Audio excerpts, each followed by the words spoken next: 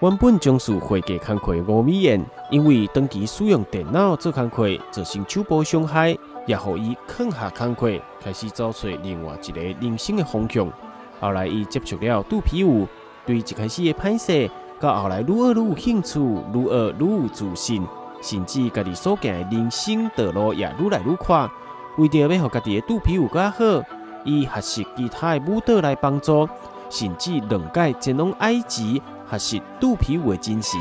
即马吴美燕伫咧社区大学担任肚皮舞老师，希望家己会当将快乐健康的肚皮舞推广给更侪人。然后我之前会来学肚皮舞，是因为我自己的工作状况让我的肩膀受了伤，所以我就来运动一下，然后想不到就慢慢就是喜欢上了肚皮舞。然后因为这个肚皮舞也改变了我自己的体态，也让我觉得很开心，接受我自己。然后后来呢，在学习当中，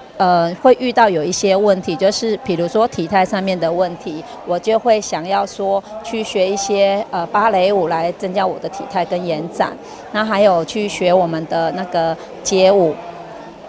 然后多一些我自己的那个就是律动，还有爆发力这样子，嘿，然后我还出国去埃及，因为对我来讲，我觉得我既然在学这一方面的舞蹈，我就想要当地去了解他们的人文，然后回来跳的话，我能够把我比较能够表达他们这些舞的由来。这届年度新歌表演，吴美燕老师也特别邀请安南区的区长来担任特别嘉宾。伊对事前的彩排就非常认真，展现出社区大学活到老、学到老的精神。那其实，在社区大学台江分校我第一班是学了洞箫，然后第2班我学了萨克斯风。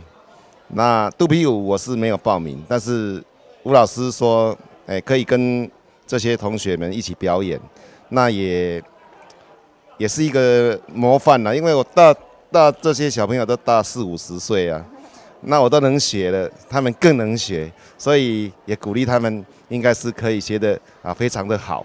这一个学习的风气就是这样来推动。这届上台表演3种不同款的曲目，除了老师以及老师甲区长的表演，也有老师的学生展现西班牙、佛朗明哥风格的肚皮舞，让更多人会当借由肚皮舞的表演，展现出对家己身体的自信。台湾新闻网采访报道。